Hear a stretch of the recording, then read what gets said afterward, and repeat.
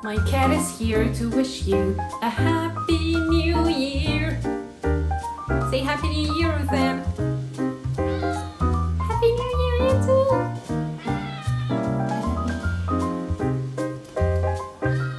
She hates me. Ah!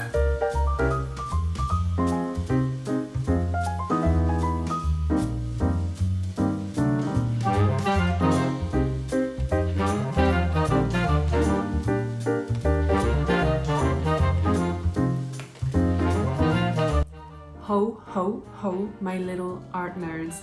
Hi, I'm Ariane, I'm a French illustrator and artist, and this is the last video of the series in which I analyze and talk about my favorite art supplies. I asked you 2 videos ago if you would be interested in a video all about graphite, because I feel like graphite is like a whole different subject. And you said yes. I am very, very passionate and nerdy about graphite, so here we go. Grab a cup of tea, grab a notebook, I don't know, and let's get into it. Let's talk about graphite. First of all, I'd like to define what graphite is. When you see this, you might be thinking about a pencil, and this is indeed a pencil, but what graphite is what's inside of the pencil. It's like I'm gonna lack the terminology maybe because English is not my native language, but the core of the pencil is made of graphite, and what graphite is a mineral. And so you can find, I don't have any of them, but you can find a whole pencil that's entirely made of graphite, because this pencil here is made of graphite and wood. I finished filming and realized I wanted to talk to you about something that I forgot to do, and that was to talk about what graphite isn't. And graphite isn't charcoal, and I want to show you what charcoal is and what it looks like. Charcoal is not a mineral, it is a carbon residue. Not the same thing, and so that's why graphite isn't really black, because it's like a stone basically, it's a mineral. And then charcoal is really black because it was made from fire. Interesting, no? Anyway, so now that we have the definition of what a graphite pencil is, we can talk about all the different shades of graphite. You might have seen on a pencil something along the lines of something H, like a number and a letter, and these represent the intensity of the pencil. So graphite exists on a spectrum that goes from very dry to very soft. So the further you go on this scale, the harder and drier your graphite will be. And then the further you go on this end of the scale, the softer and the darker your graphite will be. So this all comes down to preference, what you prefer drawing with, and it also depends on your technique. If you're someone who doesn't like to be messy, and if you want to have a quick sketch for something that's very, in a sketchbook, you want to have a quick and easy sketch, you might want to tend towards drier medium. But if you like to be, drawing shadows, and if you want to be drawing shadows, and if you want to be blending, maybe you want to go on the softer side. What you've got to know is, depending on the brands, the intensities will change, even though they will sometimes have the same terminology. Like a 9B from Caran d'Ache is not the same as a 9B from Faber-Castell. I will talk about my favorite brands at the very end of the video, but this is very personal. I want to keep talking technique a little bit. I don't know if you know this, because she's very well known, but you might want to go check out Wendy McNaughton's Substack. She has a very detailed post on the Draw Together Substack about all things graphite. And I think I read it maybe 2 years ago, but I think I get my structure of the video from this article. So you might want to get a subscription to Draw Together. You will not regret it, and huge credit to Wendy McNaughton for, I knew the stuff, but I think I'm organized like her post in my mind in this video, so go check it out, please. Some graphite is water soluble, and that is one thing that I discovered in Wendy McNaughton's post about graphite. I did not know that, and it changed my world. You can find water-soluble graphite in paste or paint form, and I don't have one, but I know my friend Verka has one from the brand Renaissance from Poland. and I really want to try it out, and I know that I will when I go to Poland next. There's also a brand, I guess it's Italian, it's named Bianco, and they have something called Art Graph, and this is amazing because this is water-soluble graphite, but it is in a dry form, and you can just dip a brush inside of it and use this just like a watercolor, and it's amazing. One thing you gotta know is when it dries though, the graphite can rub off still, so you should definitely use a fixative if you don't want this to like smudge everywhere. But this is amazing. I also have some pencils, so water-soluble graphite in the form of pencils, and the ones that I prefer, I think the only ones that I have right now in stock are the Faber-Castell Graphite Aquarelle, and Faber-Castell has such a different range of pencils. They are amazing, and the Graphite Aquarelle is really, they have really soft, they have like 8B water-soluble graphites in them, and they are like magical. Faber-Castell also has a range of very matte but very soft graphite pencils, and they are called Pit Graphite Matte. And this is very good if you want to draw very soft, but you don't want to be very messy, because usually if you use a very soft graphite pencil, it would just, like, there will be dust, graphite dust everywhere. Graphite is very volatile. I don't know about you, but I just love being messy. I love having my hands like all dirty, and I love it. You can also find graphite inside of mechanical pencils. And the good thing about mechanical pencils is that you don't have to buy a whole pencil every time, you just have to rebuy the graphite. What you want to look for when you are buying a graphite backup is like this. So the first number that you're gonna see is gonna give you the circumference of the diameter of the little graphite core.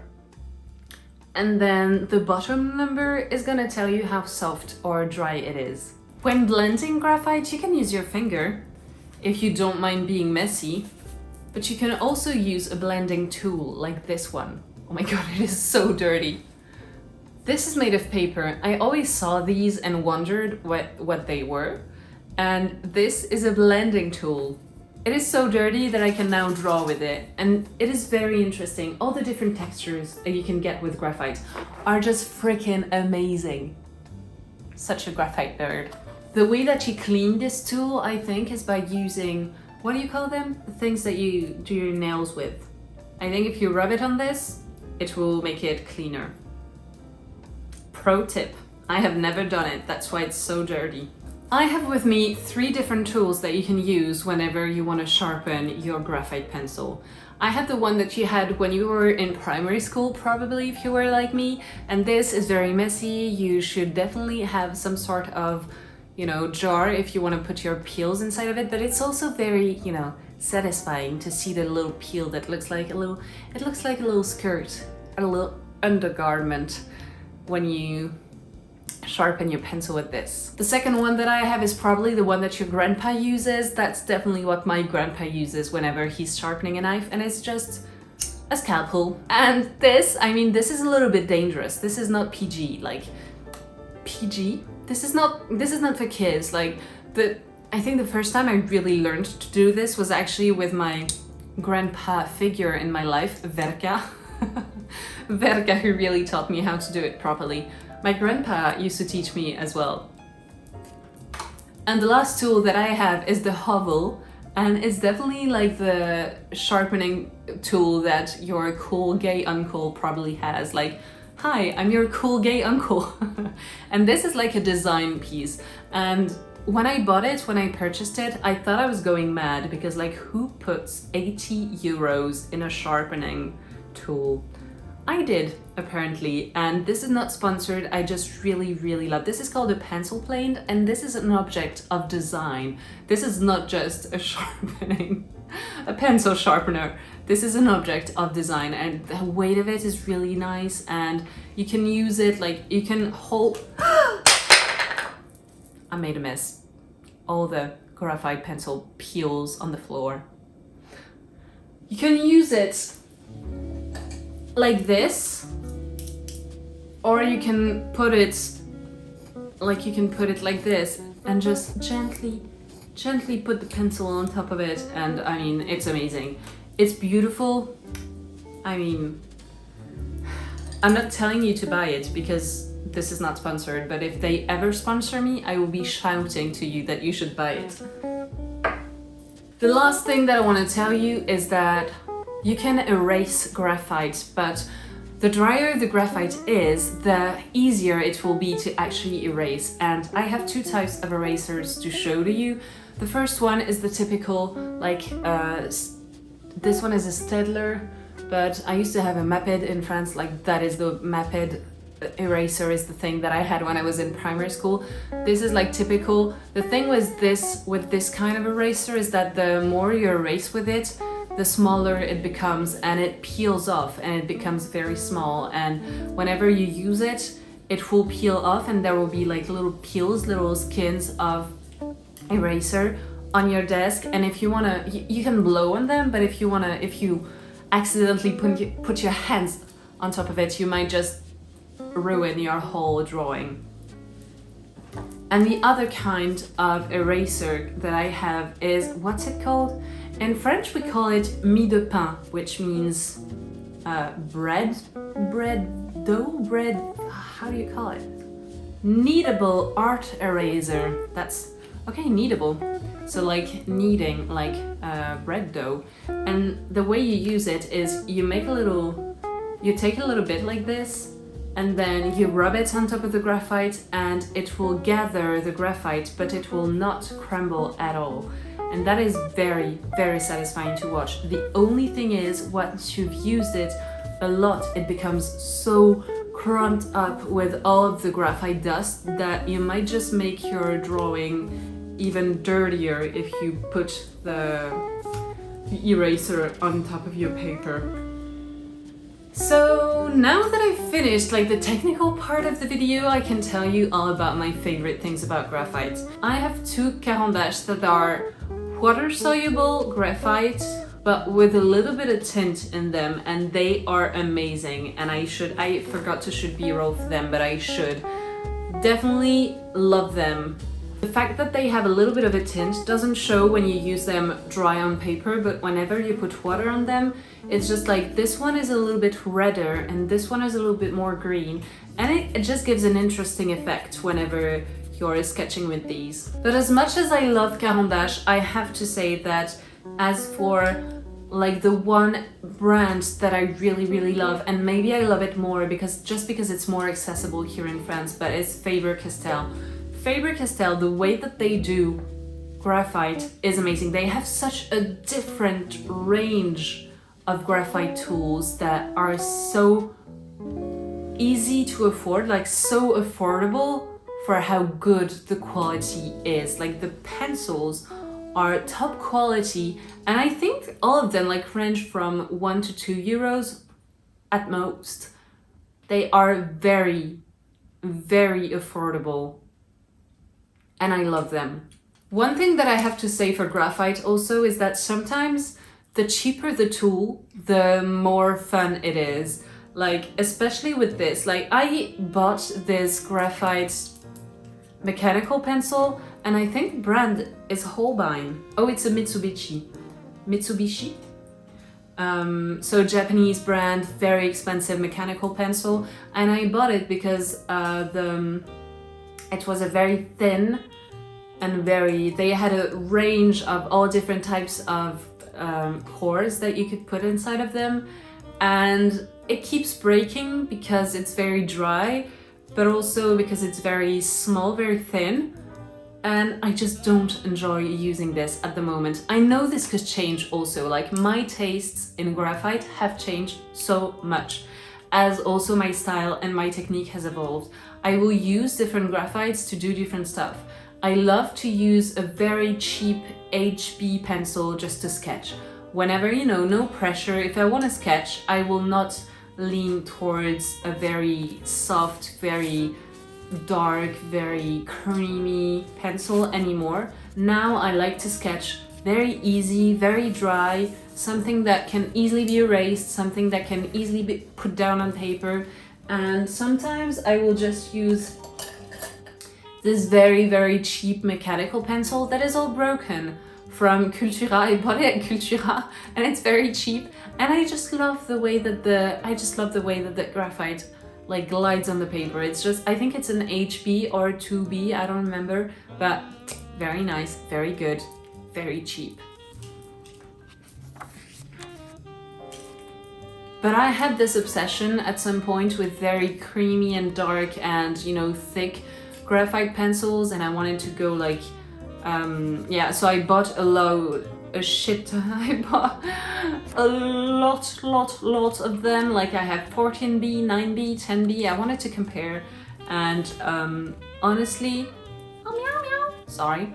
Honestly, now I prefer a little bit drier. I prefer like a 2B or a 4B to like a 14B, but I know how useful these can be.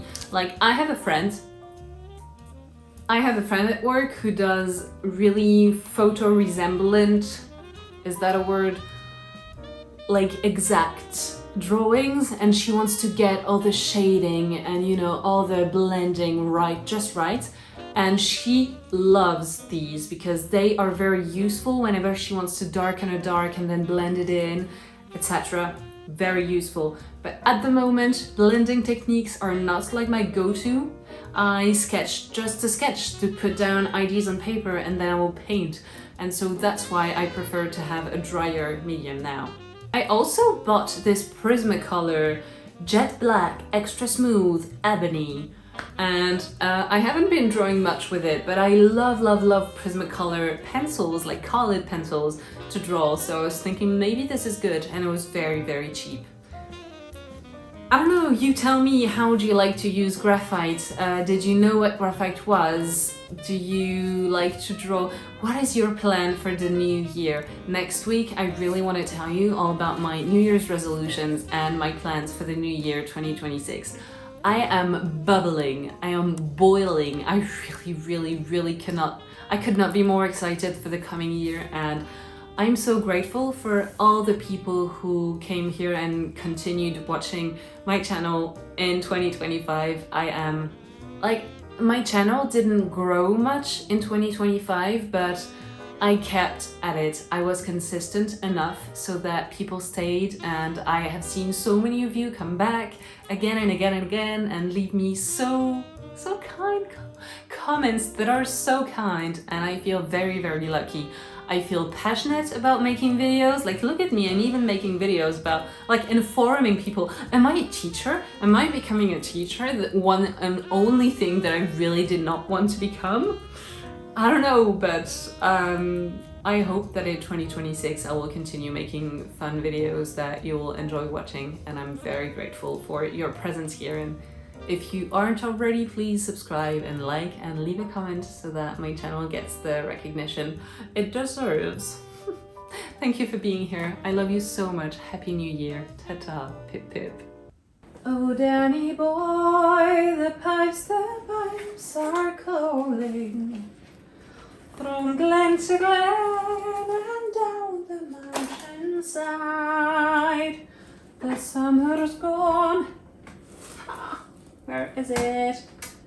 And all the voices calling. 'Tis you must go and I must bide. But come ye back till summer's in the meadow.